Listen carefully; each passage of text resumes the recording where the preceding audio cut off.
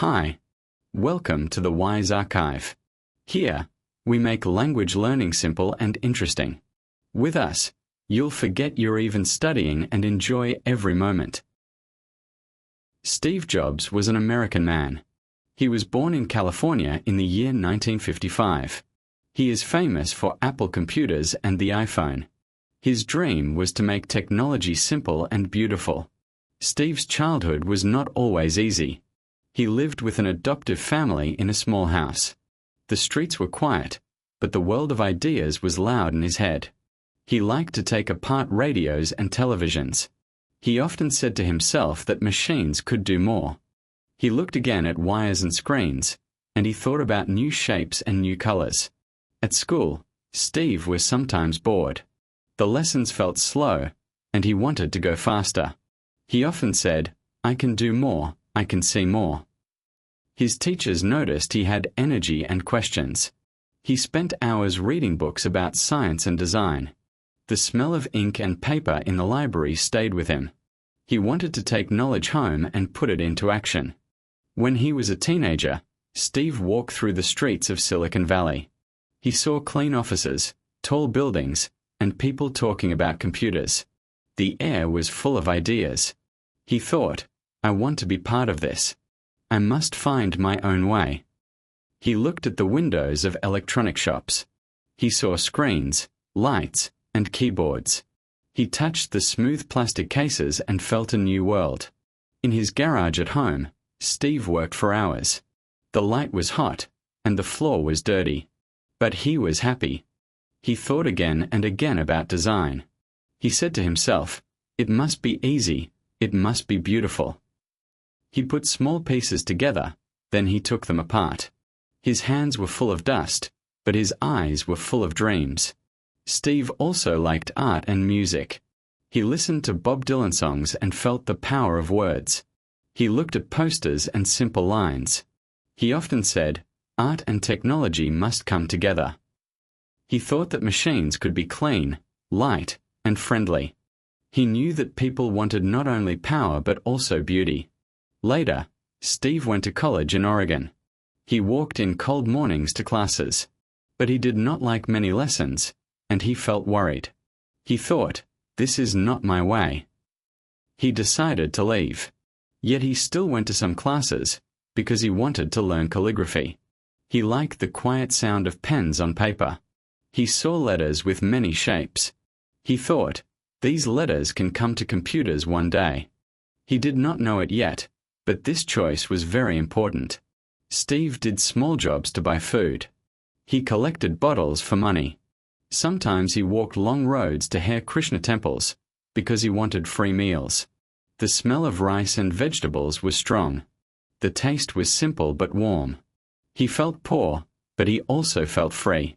He said to himself, "I must follow my own path. I must do what I love." By the end of the 1970s, Steve already knew what he wanted. He thought again and again about building computers. He wanted them to be small, easy, and beautiful. He wanted people in homes, not only big companies, to use them. He was ready for the first step. In the year 1976, Steve Jobs and his friend Steve Wozniak started to build a computer. They worked inside the garage of Steve's parents' house in Los Altos, California. The garage was small, but it became a big place for ideas. The smell of metal, wood, and hot wires filled the air. The sound of tools and typing was loud each night. Steve thought again, "We must make it simple. We must make it beautiful." Wozniak was a quiet genius with circuits. Jobs was the voice and the dreamer. He knew how to talk with people, how to give energy. Together, they built the first Apple computer. The box was not very clean, but it was easy to use. Steve said to himself again, "This is only the beginning." They sold the first Apple computers to local shops. The price was high for some families, but the machines were new and different. People could type, print, and play simple games at home. This was something new in America. Steve looked at the first customers, and he felt proud. He thought, "We can change lives." Next, Apple became a company. They grew fast. In just a few years, hundreds of workers joined. The offices were noisy with phones, meetings, and machines. Steve often walked around with quick steps. He wanted to see every detail. He said in his mind again, "It must be perfect. It must be beautiful." He was young, but he was already a leader. In 1984, Apple showed the Macintosh computer. It had a screen, a mouse, and clear pictures. People could see and touch ideas in a new way. The colors were light, the shapes were friendly. It felt different from other computers. The sound of the mouse click was soft but strong. Steve thought, now the future is here. However, not everything was easy. Apple had problems with money and control. Some workers thought Steve was too hard. He wanted too much, too fast. He often pushed people to do more, and they felt tired. He thought about design every day, and he wanted the best. But others said it was difficult to work with him. In 1985, a big change came. The leaders of Apple decided that Steve Jobs must leave. He was only 30 years old. He looked again at the company he helped to build, and he felt sad. He thought, "This is my dream, but it is not mine anymore." The offices were now quiet for him, because he could not stay. Still, Steve did not stop. He said in his heart, "I must continue. I must find a new way." He started another company called Next. The machines from Next were clean and strong. The black boxes looked dark and powerful. The sound of the system was new and clear. But the price was expensive, and not many people could buy them. Yet Steve kept working. At the same time, he bought another company. It was a small group making animation films. This company later became Pixar. At first, it was not easy. The films took time and money. The smell of coffee in the studio was strong, because the workers stayed late at night. Steve thought again, "This can be big. This can change movies." By the end of the 1980s, Steve Jobs was no longer part of Apple. But he had Next, and he had Pixar. He had lost something, but he had also found something new. He still looked again at the future. He thought, "I must not stop. I must make beauty in machines and in art." The early 1990s were difficult for Steve Jobs. His company Next did not sell many computers. The machines were good, but they were too expensive. Universities and a few companies bought them, but normal people could not. Steve often thought, "I know these computers are strong, but they must also be cheap. They must be in more hands." Yet he could not change the price. Still, he did not give up. He worked long hours in quiet offices. The sound of keyboards filled the rooms, and the screens gave off cold light. He wanted Next to make a difference. He thought again and again, "We must find the right door." Meanwhile, Pixar began to grow. The studio made short films with computers. The colors were bright, and the shapes were funny. People laughed when they saw the small lamp that jumped on the screen in the short film Luxo Jr. The sound of the lamp hitting the ground was simple, but it stayed in people's minds. Steve thought, "This is new. This is art with machines." Later, Pixar made a full-length film with Disney. The film was Toy Story, and it came out in 1995. The movie was the first full computer animation in the world. Children and adults filled cinemas across America. The smell of popcorn, the sound of laughter, the sight of toys coming alive, it was magic. Steve Jobs watched the success and felt happy. He thought, "Now I know. We can change movies forever." Pixar became famous, and Steve was back in the light. At the same time, Apple was having trouble. Their computers were not selling well. The company was losing money. The designs were not simple anymore, and people wanted something new. In 1996, Apple decided to buy Next. They wanted the software and the ideas. With this deal, Steve Jobs returned to Apple after more than 10 years.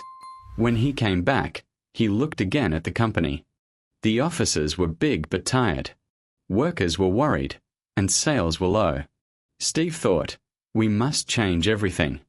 We must make Apple simple again. We must put design first. His voice was strong, and his ideas were clear. He began to cut products that did not work. He said in his mind, we must focus. We cannot do everything. He wanted clean lines, clear colors, and friendly machines. He looked again at every shape.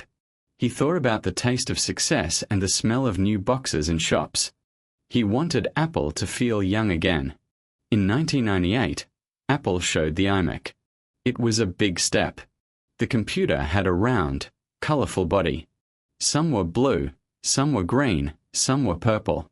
The plastic was clear, so people could see inside. It looked fun, not just useful. The sound when you started it was light and friendly. People wanted it in their homes, not only in offices. Steve thought, this is right. This is what I wanted years ago. The iMac saved Apple. Sales grew again, and money came back. Workers felt energy, and customers were excited. Apple became cool. Steve often walked through shops and looked again at people touching the computers. He thought, they like it. They see it as more than a machine. By the end of the 1990s, Steve Jobs had changed his story. First he lost Apple, then he found Pixar, and finally he returned to Apple. He thought again and again, you must not stop. You must follow the dream. The smell of fresh plastic, the light of screens, the sound of happy customers, these were signs that his dream was alive. The new century brought even bigger steps for Steve Jobs and Apple. After the success of the iMac, he wanted to do more. He thought, computers are not enough. People want music, pictures, and movies too. We must put it all in their hands. He looked again at the future and felt that a new age was coming. In 2001, Apple showed the iPod. It was small, light, and clean. People could carry thousands of songs in their pocket. The white earphones became a new symbol. On buses, in parks, in schools, people listened to music with the same simple white chords. The sound was clear, the feeling was free. Steve thought again, this is not just a machine. This is a part of life. Next came the iTunes Store. Now people could buy songs online with one click. No need for CDs or tapes. The world of music changed. Steve said again in his mind, it must be easy. It must be beautiful. Millions of songs were sold. Apple became not just a computer company but also a music company. Then, in 2007, Steve Jobs showed something even bigger, the iPhone. The stage was dark, the lights came on, and he held a small black phone in his hand. The screen was bright, and the shape was smooth. No keyboard, only a screen to touch. He said it could be a phone, a music player, and an internet device in one. People looked again and again, and they were amazed. The sound of applause filled the hall. The iPhone changed the world. Now people could talk, take photos, watch videos, and use the internet with one small object. The smell of new boxes in Apple stores became part of modern life. Customers waited in long lines. Some even spent nights outside to be first. Steve thought, we did it. We put the future in their hands. In 2010, he showed the iPad. Some people laughed first and said, it is only a big iPhone. But soon they saw it was more. You could read books, watch films, play games, and work on a light screen. The smooth glass was cool to touch. The sound of fingers sliding was soft and quick. Steve looked again at people using it, and he smiled. But while Apple was growing, Steve Jobs was also fighting illness. In 2003, he was told he had cancer in his pancreas. At first, he thought he could fight it with special food and natural care. He liked clean fruit and vegetable juices. The taste was fresh, but the illness stayed. Later, he needed operations and strong medicine. He felt weak, but he did not stop working. He often came to the office in dark clothes, with a thin body but with bright eyes. Workers saw him and felt respect.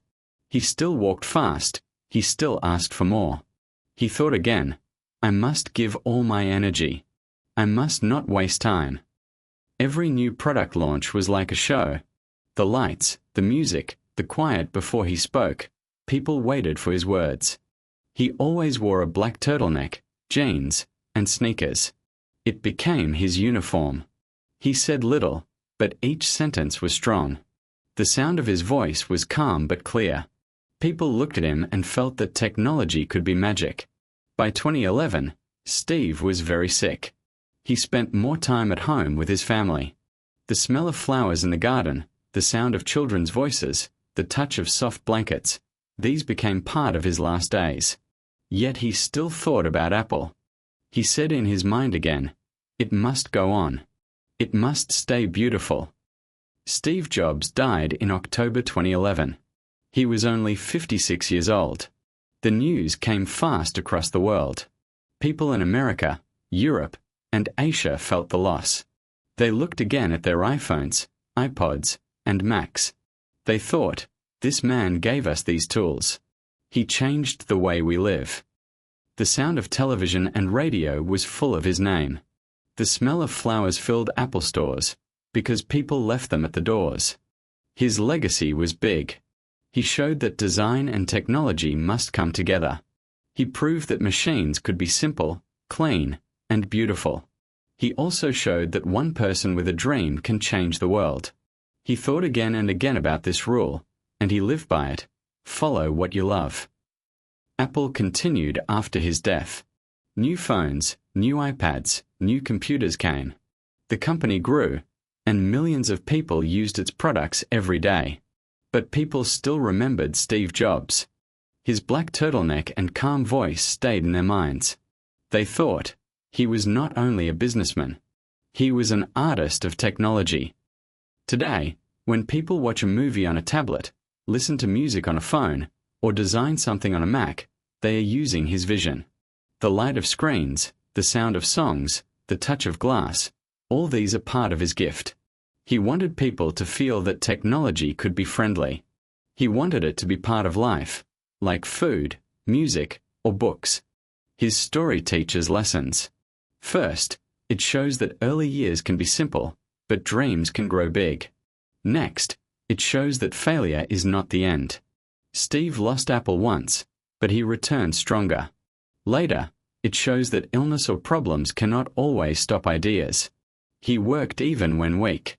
Finally, it shows that beauty and function can live together. He looked again at every shape, every line, because he believed people deserved more. Steve Jobs became a symbol of creativity and vision. He lived in California, but his ideas traveled everywhere. Students in London, artists in Tokyo, teachers in Paris, workers in New Delhi, they all used tools that carry his dream. He gave the world not just products but a way of thinking. Think different. Now his name is in books, films, and museums. His speeches are studied, and his designs are copied. But people still remember the simple man in jeans and sneakers, standing on a stage, showing the next big thing. The light, the sound, the feeling of hope, that was Steve Jobs.